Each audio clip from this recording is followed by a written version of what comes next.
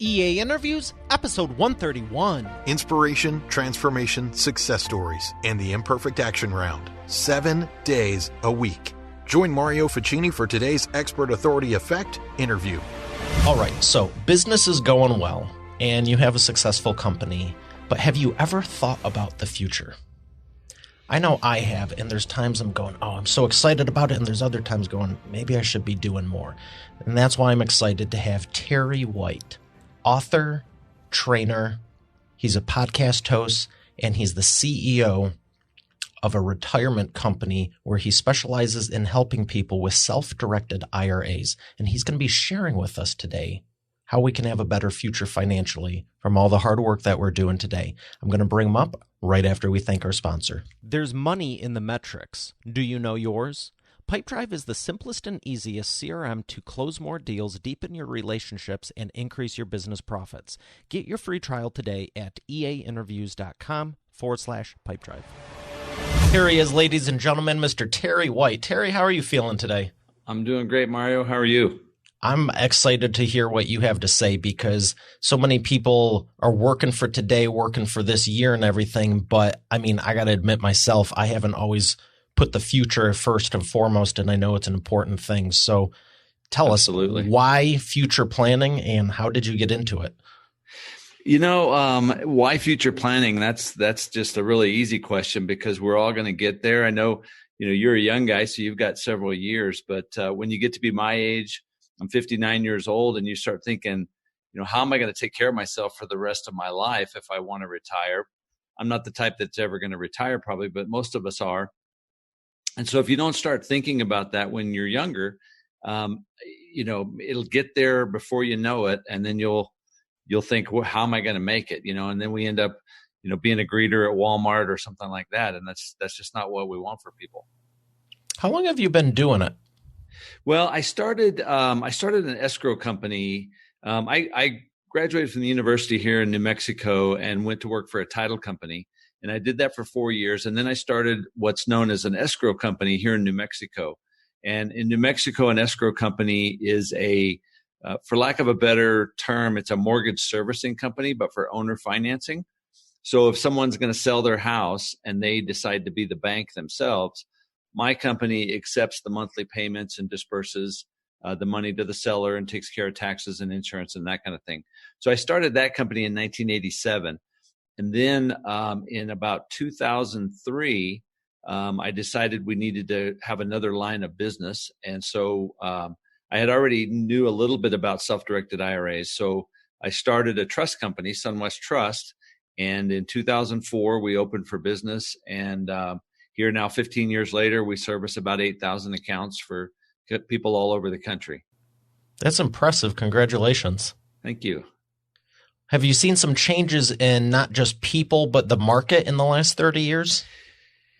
Yeah, so since we specialize in non-traditional type assets, so, when people think of an IRA, they think of stocks, bonds, mutual funds. And that's simply because the banks and the brokerage houses have had more money and they do a much better job of advertising than we do.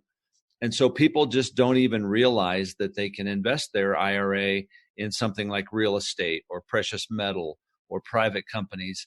I'm not sure about it, but I've been told that some of the investment money that started Facebook way back when was an individual retirement account. So, people have the opportunity to invest in their neighbor or their buddy's budding new business using their retirement account, and they simply just don't know about that. So we've been very fortunate over the last 15 years we ran across a really good search engine optimization person that helped us out. And so people are looking for us and they find us on the internet and then set up their account with us. So it's worked very well for us. Yeah, it sounds like it's going well. I want to touch on you said the retirement account for Facebook. There's no penalties for withdrawing if you want to invest in someone? Well, no, you wouldn't withdraw, though. That's the cool thing is you take your IRA. So the majority of people end up with a sizable IRA, and I'm talking, $30,000 to $100,000 in it because they worked for some company and then they quit or left for whatever reason, and they had a 401k there. Well, you can roll that 401k over into an individual retirement account. And then that's what people did. So when I say an individual retirement account was maybe one, or this is what I've heard. I mean, I don't know this for a fact, but in any situation, you can take your individual retirement account and invest it with your next door neighbor who's starting a fintech company or some kind of a new, .com company or something. And so that's what happened is, it never leaves your IRA. It stays in your IRA, and you just invest, your IRA invests in that. And then the returns that you get from that come back into your IRA, either tax deferred or tax free. So that's the exciting thing about it. For someone who doesn't know, what would you say is the main pro and con to a IRA versus a Roth IRA? So what you're talking about is you have what's known as a traditional IRA. And I don't mean, when I say traditional, I don't mean traditional investments, but that's what the first IRA that was started by Congress. And the idea behind that is the money that you put into it is tax deductible. So you put that money in pre-tax, and then you don't pay taxes on that until you start taking it out. And you can't take it out till you're 59 and a half. And then you have to start taking it out when you turn 70 and a half. So at that time, you would start paying taxes on it. That's a traditional account. And then the next one that came along later, I believe it came along in like 1984, was the Roth account. And the Roth account, you put money into that you've already paid taxes on. So I put after-tax money into the Roth. But the really cool thing about the Roth is, if you've had it 5 years, if you had a Roth account for 5 years and you're over 59 and a half, all of the income that builds up in that Roth over time comes out tax-free. So again, we talked about at the very beginning of the program about when to start. Man, if you start when you're in your 30s or hopefully even in your 20s, I mean, just think how much money you could have built up in that over the years, even without a huge return. Just the time value of that money, you get all that out tax-free. I mean, that's like a gift that the government's given us, is to use that Roth account. Now, if someone's going, well, I don't want to pay taxes down the road, or someone else is also being devil's advocate saying, I'd rather pay them now or not pay them now, I'd rather pay them down the road. Do you think taxes would be more or less 30 years later?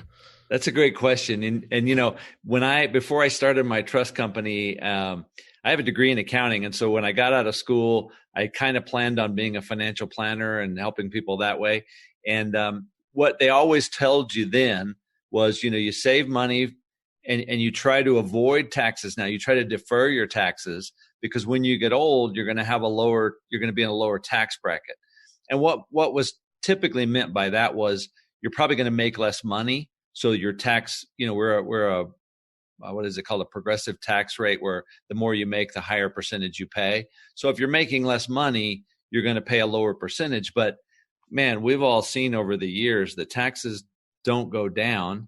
And I don't know about you, Mario, but when I get older, when I retire, if I ever retire, I'm planning on making more money and spending more money because I want to enjoy myself.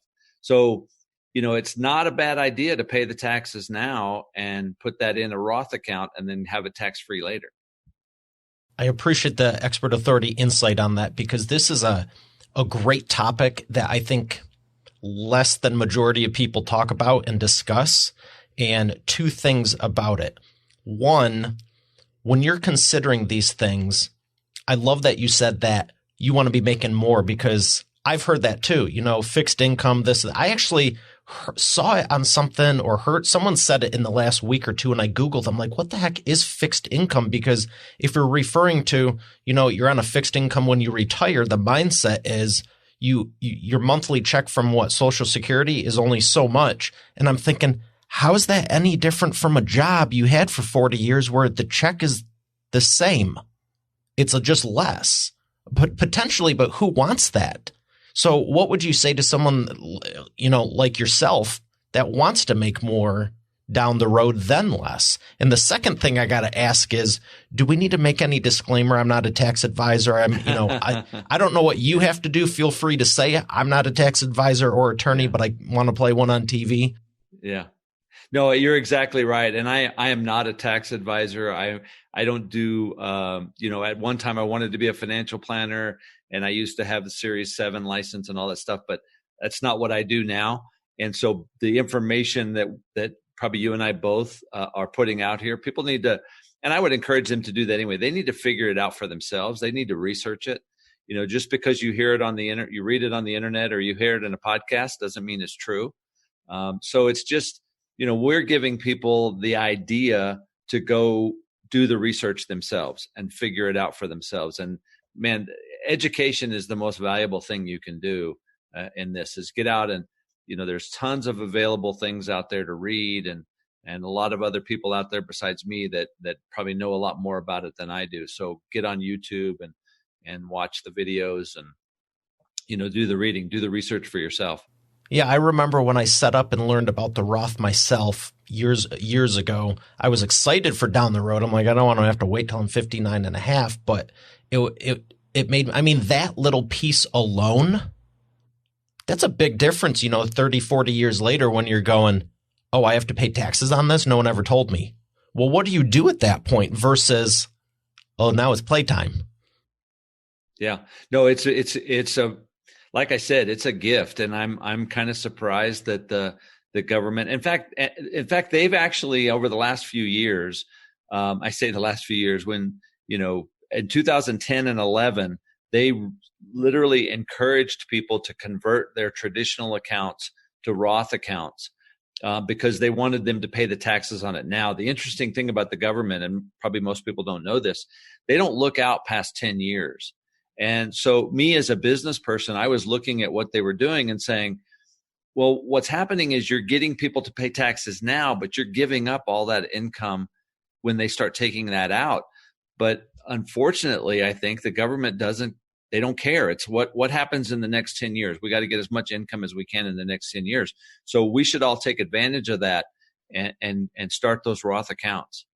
I totally get where you're coming from, because I also think down the road, but don't say it too loud because it's still good. And but to the point of after the recession, they probably, like any business would want the money now so they can use it to.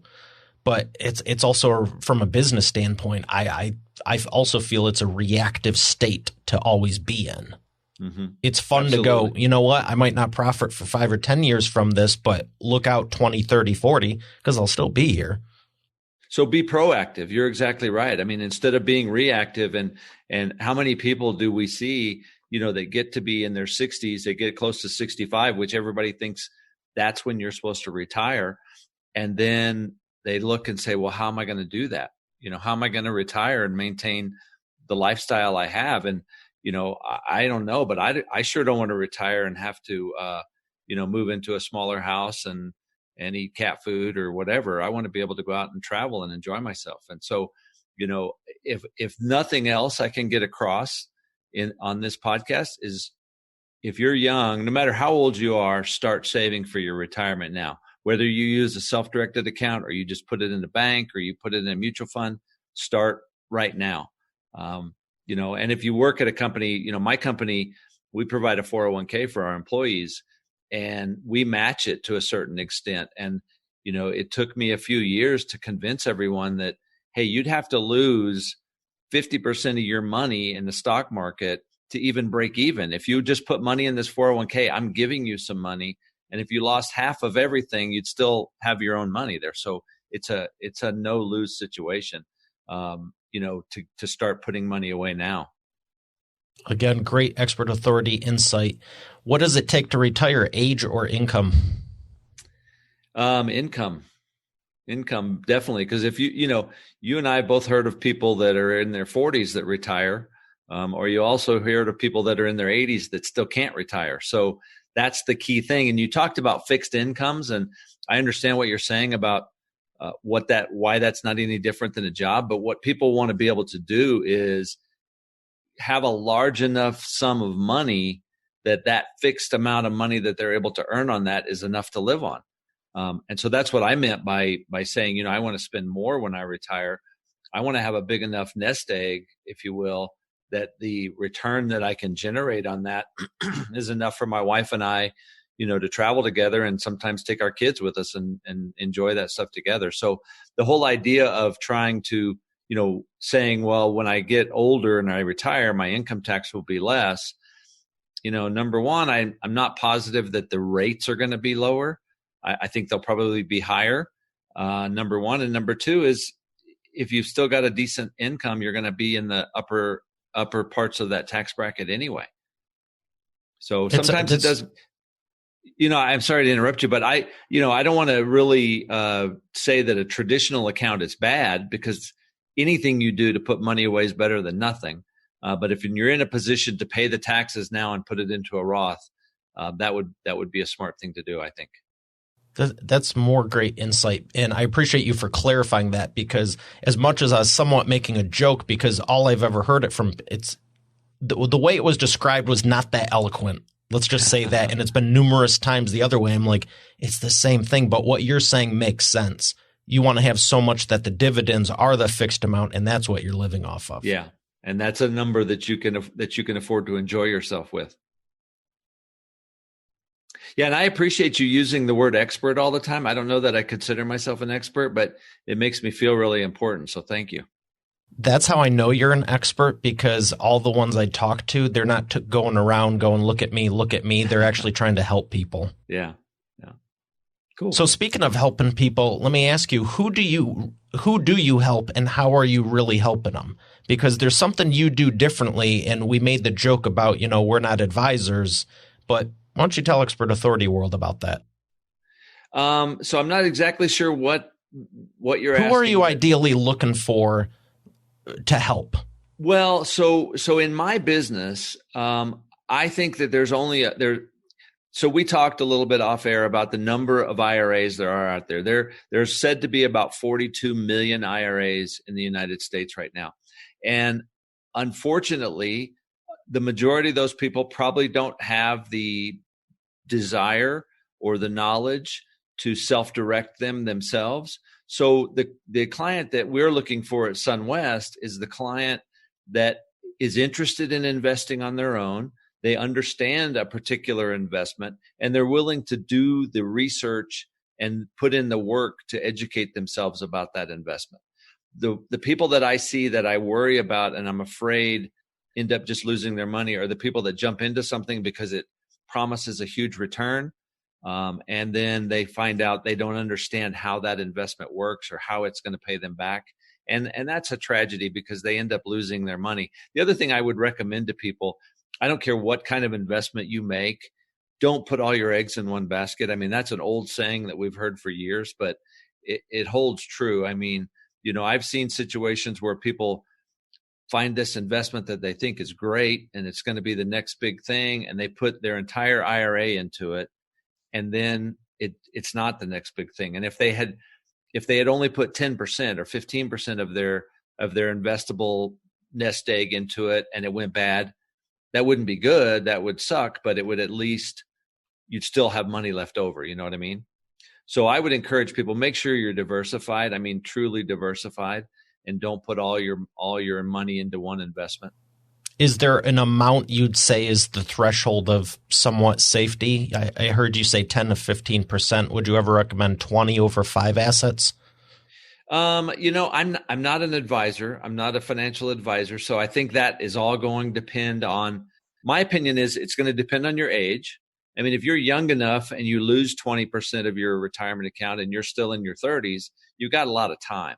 So you can make that back. If you're my age at 50, 59, I don't know that I would put that, I would maybe diversify it a little bit more, because I don't have the time, if I lost a part of it, to earn that back.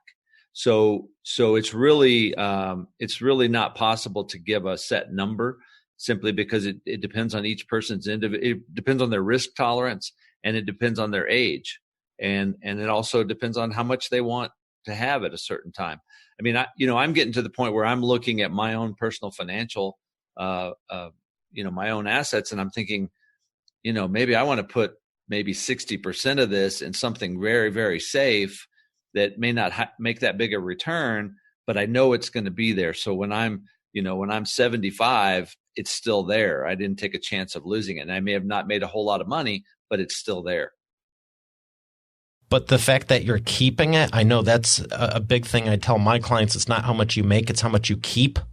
Because I mean, that's a whole other topic in itself, but you could argue that keeping it for another 16 years is making it because you didn't lose it.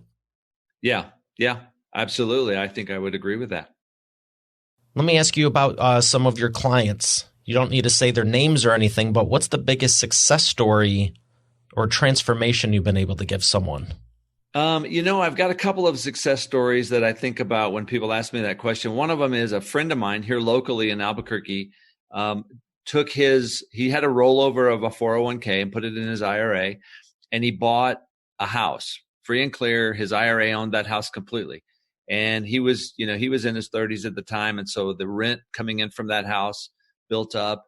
And when he built up enough money, he bought another house and another house. And now, last I checked, I think he had 7 houses, free and clear houses in his IRA, and they were generating about $9,000 a month. So he's got this asset that probably, here in Albuquerque, realistically, 7 houses is probably worth a couple $1 million, and he's making $7,000-8,000 a month income that he can start taking out. He's about my age, so he's not ready to retire yet. But that was a great success story, I think. And another one that I think of is a little older lady that I've talked to on the phone. I've never met her in person, but I talked to her on the phone. And she had a nephew that flipped houses.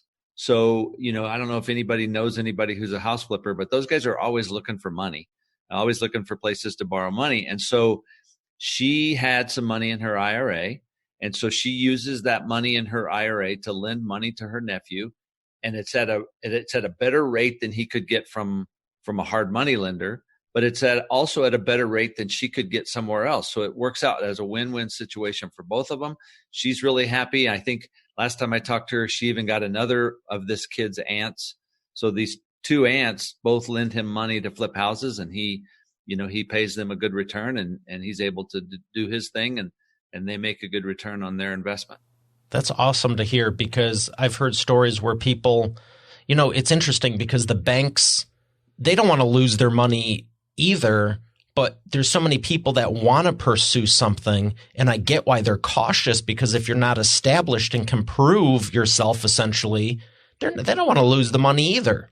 But at the same time, there are so many people out there. I'm thinking back to when I started my business. I never took a loan for it or anything, but it was just like I knew I was going to make it. And it's like, how do you convey that? How do you look 10 years down the road and tell everyone else? It's like, just prove it. You got to wait. But there's so many people out there that want to do this, and they are good, reputable people, like you're saying. So I'm happy to hear that, she could help him and he could help her. And I'm sure he only had to do it 1 or 2 times, and it's just going to keep continuing. And I don't know what the rate is, but it's not like the banks are paying 10-15%. Yeah, absolutely. I think at the time, and I don't remember this, so don't hold me to it, but I think he was paying her 10% or something, which was more than she could earn in the bank and was less than he would have to pay if he went and borrowed it from what we call a hard money lender or something. So it worked out very well for him. That's an interesting scenario, because when you were saying you want to be more cautious the older you get, you might find a situation like that where she might be able to make more in these 10 years than the previous 20. Absolutely. And the nice thing about that, you mentioned family and friends. I mean, where a bank wouldn't lend him money because they don't know him and they don't know his, I'm thinking about you saying you started your business. The people that knew you, they knew how tenacious you were and how hardworking you were, and, you weren't going to give up. Well, the banker doesn't understand that. And that's not his fault. It's just the way things are. But friends and family that have known you all your life, it's not as risky a bet in that situation. Now, I'm not going to say that this lady's nephew couldn't make a bad deal and lose his money. But number one, he's going to be a lot more likely to work his tail off to make sure he pays his aunt back than he is a bank, maybe.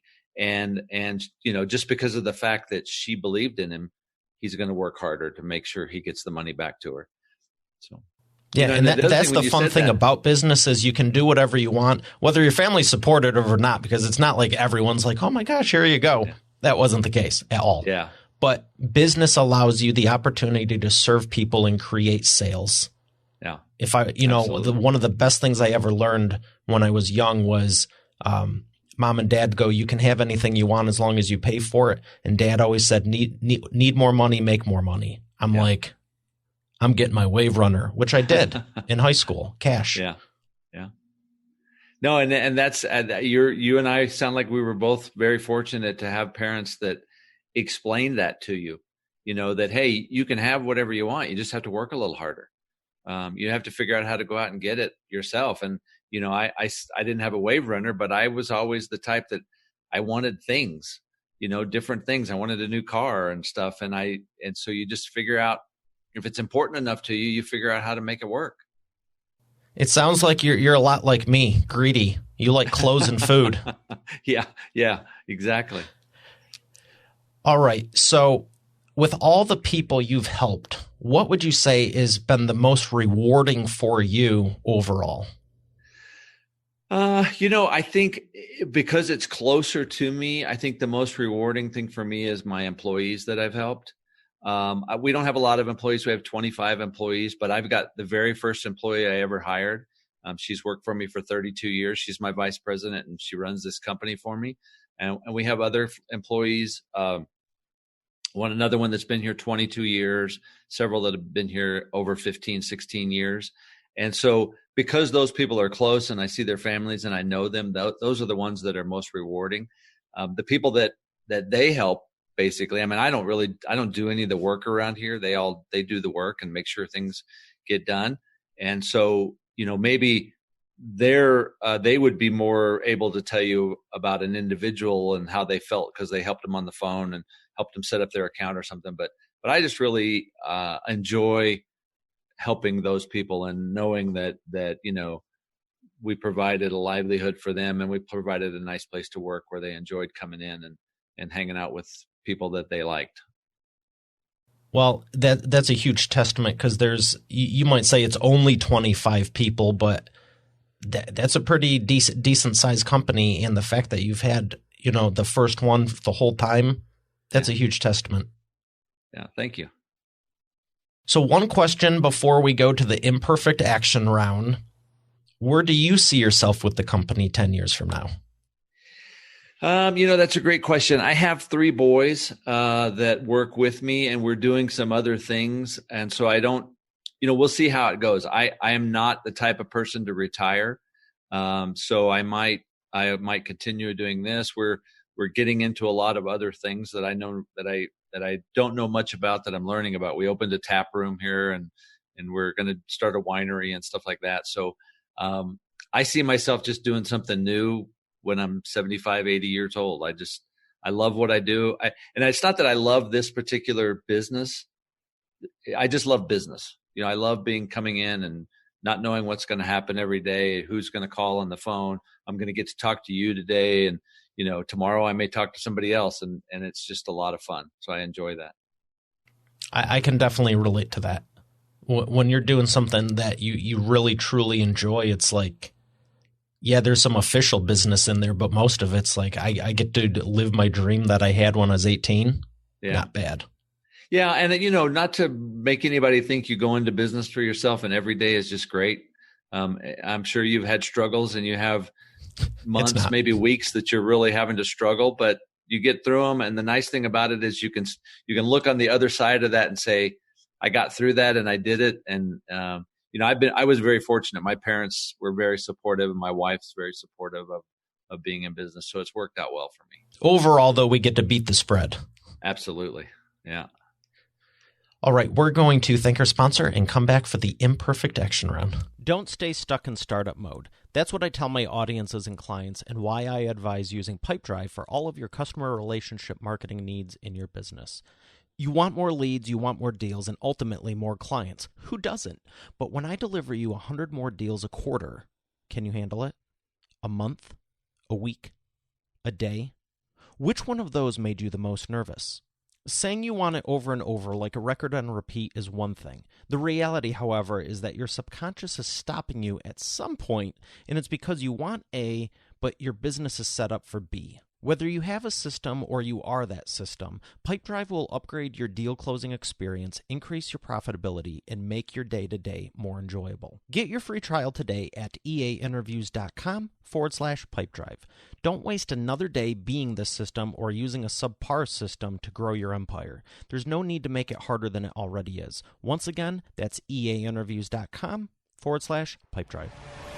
All right, we are back with the imperfect action round. Terry, are you ready to take imperfect action? I'm not sure what that means, but let's see what happens. I'm sure you've done it just once or twice in your business. Oh, I'm sure. I've got 3 rapid fire questions, 60-second answers. Okay. And the first one is, what is the fastest path to the cash? The fastest path to I don't know that there is a fast path to cash. It's hard work and perseverance is what I think I would say. Number 2, what is the biggest problem you see your prospects making and the fastest way they can fix it? The biggest problem I see my prospects making. You mean people that are like potential customers? Yes. Okay. The biggest mistake I see them making is not doing their own due diligence and making sure that the investment that they want to invest in is a good one and that they understand that the key is understanding what you're investing in and how are they going to give me my money back with a return. Very good advice.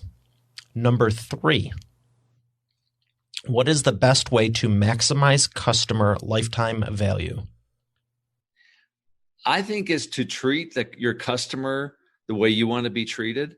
And I try to do that. I try to get that across to my employees. I say, think about a company that you had a good experience with and that you enjoyed dealing with, and then treat people the same way that person treated you. I just made a call yesterday. Can I mention names of other companies? AT&T, DirecTV, and it was the most unpleasant experience I have had on the phone in months. And so I would use that as an example. Don't treat people that way. But it's kind of like the golden rule. Actually, it's the golden rule, but with a little twist. Treat people better than you want to be treated. I like that. And that's the thing is there's so many companies out there that you can put anything you want in the marketing and, the whole 5G thing. I was just talking to my company I've been with for 13, 14, 15 years, Verizon, and I go, what's the spectrum? I was asking them different things because so many companies are going, oh, we have 5GE, and it's just branding. It's not technically anything different. Yeah. It's kind of like with 4K TVs. I mean, you can get a 4K TV, but most things aren't broadcast in 4K. So exactly. What good does it do you? I'm happy you brought that up specifically because guess what this is recorded in? In 4K. You look beautiful on the screen. I'm telling you, it looks great. So, well, I appreciate that, but I have it streaming in 1080, and that's Facebook and YouTube's own doing. But I wanted it again, that future focus. 3, 4, 5 years from now, you'll be able to share this, and it will be right on par. Awesome, that's great. Speaking of future focused, books are a great way to foreshadow and have a vision for the future. What are some books you could recommend to Expert Authority World? Man, you know what? I am not a huge reader because I don't. What about exactly audiobooks? Why. Audiobooks. I listen to a lot of podcasts. So nothing that's wrong where with I that. think I get them. I love to understand and know what other people do to make a living. So one of my favorite podcasts is How I Built This. It's a NPR podcast. So I listen to that a lot. There's another one called Growth Everywhere that I listen to that's really good. And for me, and a lot of people may not be interested in that, but I just am fascinated by the way people build a business. And that was what my podcast was, is just talking to business owners about, and to try to get across to people the fact that you don't have to be a genius to have build a nice business. The normal average everyday person that is willing to work hard and has a good idea can build their own business. There's at least one book you got to recommend. This is maybe going to sound a little corny for some people, but I think the book that I read the most is the Bible. So anybody who's of that mindset, I think that's a place with some great advice. I'm happy you said that. That's a great one I'd recommend also. It's not corny at all. And well, you never know in today's world if that's going to be how that's going to be accepted. So I guess that's why I said that. That's not our personal problem. That's theirs. True. Exactly. I have to modify what I said, and not the last comment at all. There's 2 books you have to recommend. One of them's yours. Well, that's true. I don't, I guess it's a good book. I don't know. It's my book is strictly about what we've been talking about, self-directed IRAs. And I'm sorry that it took me so long to figure out. You had to actually prompt me for that. But yeah, my book is called If All I Have Is a Hammer. And the idea behind that was that people don't know that they can use their IRA to invest in these other things. So if you think all you have is a hammer, then you're looking for nails. But a self-directed IRA is another tool that you can use to invest in other things. So people can get that book. I think they can download it on our website at sunwesttrust.com. Or if you go to our website, you can order it and we'll send you a hard copy of the book for free. So anybody who's interested in that, feel free to reach out to us and we'll get that to you. Excellent. And you don't need to apologize for that. Like I said earlier, there's so many people that may not be qualified and they're going, look at me, I'm the greatest. And then I found a lot more people. It's just very impressive what you've done. And you're like, who, me? Yeah, you. So I believe there's a happy medium because it's a thin line. Like you need to promote your business and what you do, but you always want to be humble about it. So no apologies needed. I'm glad you did mention it. I was going to mention it either way, and it was an easy segue into where would you like people to learn more about you? Well, so the best thing to do if they're interested in self-directed IRAs is go to sunwesttrust.com. There are some links to my videos there. You could go to YouTube, and our channel is called SunWest IRA. We have, I think, 240 videos.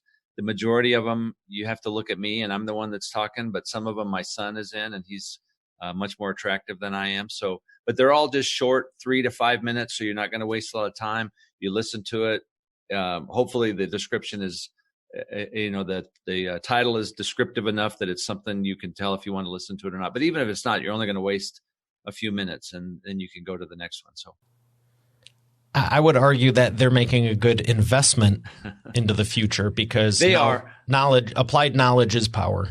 Yeah, no, I agree. I guess what I meant by that is if you may not want to listen to one about investing in a private company if you're looking to invest in real estate or something like that. But that's why we kept them short, because I just don't think, it depends on what you're listening to. If you want to invest 20 or 30 or 45 minutes or something. But these are short and they get the point across. And the more the more you can educate yourself, the better off you're going to be. Excellent. Well, it's been an absolute pleasure. And I appreciate you for sharing with Expert Authority World. Thank you.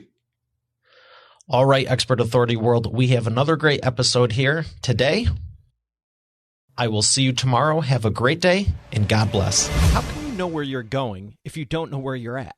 Pipedrive CRM makes your business easier, more enjoyable, and more profitable by allowing you to easily organize your deals and move them through your pipeline, whether you're in the office or on the go. Get your free trial today at eainterviews.com/pipedrive.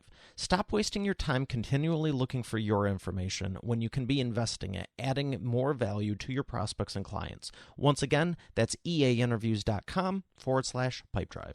Hey, thanks for listening to today's episode. I hope you got a lot out of it. I know I sure did. If you haven't done so already, I invite you to subscribe to the show. And also be sure to check out eainterviews.com for complete show notes, the full interview video experience, links to the resources we mentioned, and more. Have a blessed day, and I'll see you tomorrow.